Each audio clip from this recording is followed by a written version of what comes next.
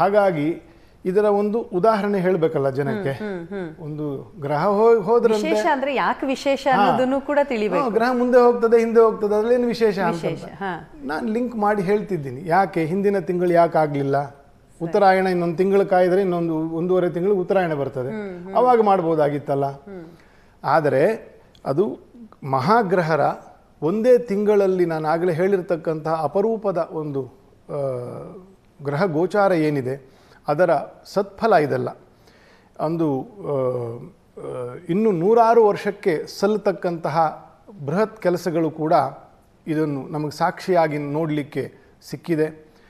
ಇಂತಹ ಒಂದು ಗುರುವಿನ ಅನುಕೂಲ ಪುನಃ ಬರಬೇಕು ಅಂತಂತಂದರೆ ಇನ್ನು 12 ವರ್ಷ ಕಾಯಬೇಕು.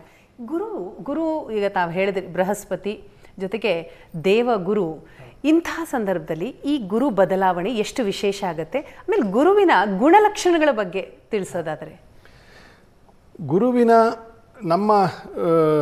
ನಮ್ಮ ಒಂದು ಸೋಲಾರ್ ಸಿಸ್ಟಮಲ್ಲಿ ಇರ್ತಕ್ಕಂಥ ಗುರುತ್ವದ ವಿಷಯ ಯಾರಿಗೆ ಚೆನ್ನಾಗಿರ್ತದೆ ಅವನು ಲೋಕಗುರು ಆಗ್ತಾನೆ ಅಂತಂತ. ಅಂದರೆ ಜುಪಿಟರ್ ಯಾರಿಗೆ ಲಗ್ನದಲ್ಲಿ ಅಥವಾ ದ್ವಿತೀಯದಲ್ಲಿ, ಪಂಚಮದಲ್ಲಿ ಅಥವಾ ನವಮದಲ್ಲಿ ಅಥವಾ ಕರ್ಮದಲ್ಲಿ 10ನೇ ಮನೆಯಲ್ಲಿ ಈ ರೀತಿಯ ಸ್ಥಾನಗಳಲ್ಲಿ ಇರ್ತಕ್ಕಂತಹ ಗುರು, ಪಾಪಗ್ರಹರ ಇಲ್ಲದ ಯುತಿ ಇಲ್ಲದ ಗುರು ಇದ್ದಾಗ ಅವರು ಎಲ್ಲ ಸಾಮರ್ಥ್ಯವನ್ನು ಹೊಂದಿರತಕ್ಕಂಥದ್ದು.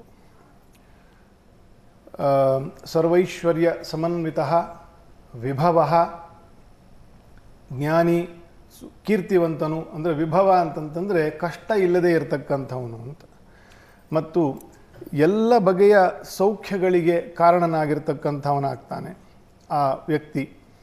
ಗುರುವಿನ ಅನುಕೂಲ ಇದ್ದಂತಹ ಒಂದು ತಿಂಗಳಲ್ಲಿ ಹುಟ್ಟಿರ್ತಕ್ಕಂಥವರಿಗೆ ಸಹಜವಾಗಿ ಅವರಿಗೆ ಜ್ಞಾನದ ಆಸಕ್ತಿ ಇರ್ತದೆ. ಆ ಆಸಕ್ತಿಯ ಮೂಲಕ ಲೋಕವನ್ನು ಅವರು ಬೆಳಗುತ್ತಾರೆ. ಅವರವರು ಹುಟ್ಟಿರ್ತಕ್ಕಂತಹ ಅವರೆಲ್ಲೇ ಹುಟ್ಟಿರಲಿ, ಆಫ್ರಿಕಾದಲ್ಲೇ ಇರಲಿ, ಅಮೆರಿಕಾದಲ್ಲೇ ಇರಲಿ, ನಮ್ಮ ದೇಶದಲ್ಲೇ ಇರಲಿ, ಅವರು ಆಯಾ ವಲಯಕ್ಕೆ ವಿಶೇಷವಾಗಿರ್ತಕ್ಕಂಥ ವ್ಯಕ್ತಿಗಳಾಗ್ತಾರೆ. ಅದಕ್ಕೆ ಅದನ್ನು ಗುರುಬಲ ಅಂತ ಕರೆಯೋದು. ಗುರುಬಲ 1 ವರ್ಷ ಬರ್ತದೆ, 1 ವರ್ಷ ಹೋಗ್ತದೆ. ಆದರೆ ಜಾತಕದಲ್ಲಿ ಗುರುಬಲ ಇದೆಯೋ ಇಲ್ವೋ ಅಂತ ಅನ್ನೋದು ಇಂಪಾರ್ಟೆಂಟ್, ಅದು ಬಹಳ ಮುಖ್ಯ. ಈಗ ಈ ರಾಶಿಯವರಿಗೆ ಗುರುಬಲ ಇದೆ ಅಂತ ನಾವು ಜನರಲ್ ಆಗಿ ಹೇಳ್ಬಿಡ್ಬೋದು, ಆದರೆ ಯಾವ ಯಾವ ಸ್ಥಾನದಲ್ಲಿ ಯಾವ ಗ್ರಹಗಳು ಬರ್ತಾರೆ ಜಾತಕದಲ್ಲಿ, ಸೊ ಅವರ ಪ್ರಭಾವ ಏನು, ಅವ್ರು ಕೊಡುವಂತಹ ಫಲ ಏನು ಅನ್ನೋದು ಇಂಪಾರ್ಟೆಂಟ್ ಆಗುತ್ತೆ. ಈಗ ಕರ್ಕಾಟಕ ರಾಶಿಯಿಂದ ಮಿಥುನ ರಾಶಿಗೆ ಗುರು ಸ್ಥಾನ ಪಲಟ ಆಗ್ತಾ ಇರೋದ್ರಿಂದಾಗಿ ಯಾರಿಗೆ ಲಾಭ, ಯಾರಿಗೆ ಲಾಭ ಇಲ್ಲ, ಅಶುಭ ಅನ್ನುವಂತಹ ಒಂದು ಪ್ರಶ್ನೆ ಸಹಜ. ಸೊ ಈ ಮಿಥುನ ರಾಶಿಗೆ ಗುರು ಬಂದಂತಹ ಸಂದರ್ಭದಲ್ಲಿ ಯಾರಿಗೆ ಗುರು ಯೋಗ ಲಭಿಸುತ್ತೆ? ಗುರುವಿನ ಬದಲಾವಣೆಗಳಿಗೆ ಅಶುಭ ಅಂತಂತ ಏನೂ ಇಲ್ಲ.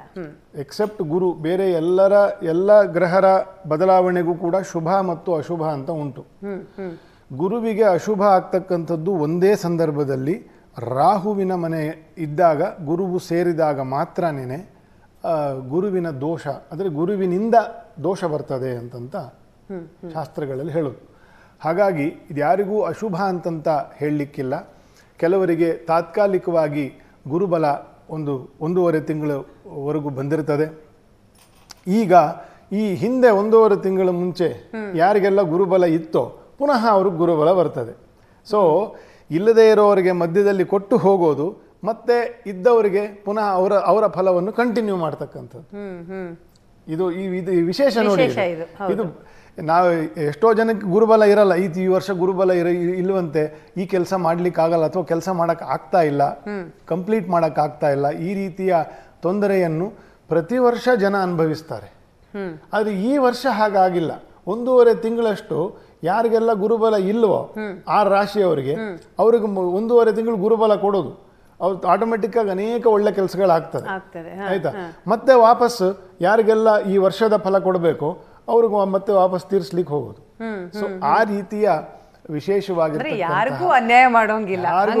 ಅದಕ್ಕೆ ಈ ವರ್ಷ ಯುಗಾದಿಯಲ್ಲೂ ಹೇಳಿದ್ದೇನೆ, ಮಳೆಯಿಂದ ಹಿಡಿದು ಬೆಳೆಯಿಂದ ಹಿಡಿದು ಈ ಯುದ್ಧ ಪೀಡನೆಗಳಿಂದ ಹಿಡಿದು ಎಲ್ಲವೂ ಪರಿಹಾರ ಆಗ್ತಕ್ಕಂಥ ವರ್ಷ ಅಂತ ನಿಮ್ಮ ವಾಹಿನಿಯಲ್ಲೇ ನಾವು ವಿಶೇಷವಾಗಿ ಕಾರ್ಯಕ್ರಮ ಮಾಡಿದ್ವಿ.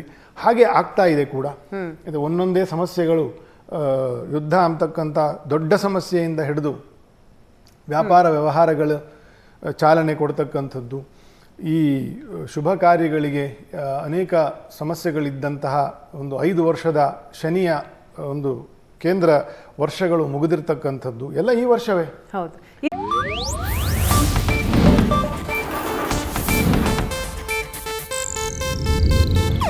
ಇದು ಏಷ್ಯಾನೆಟ್ ನ್ಯೂಸ್ ನೆಟ್ವರ್ಕ್ ಪ್ರಸ್ತುತಿ.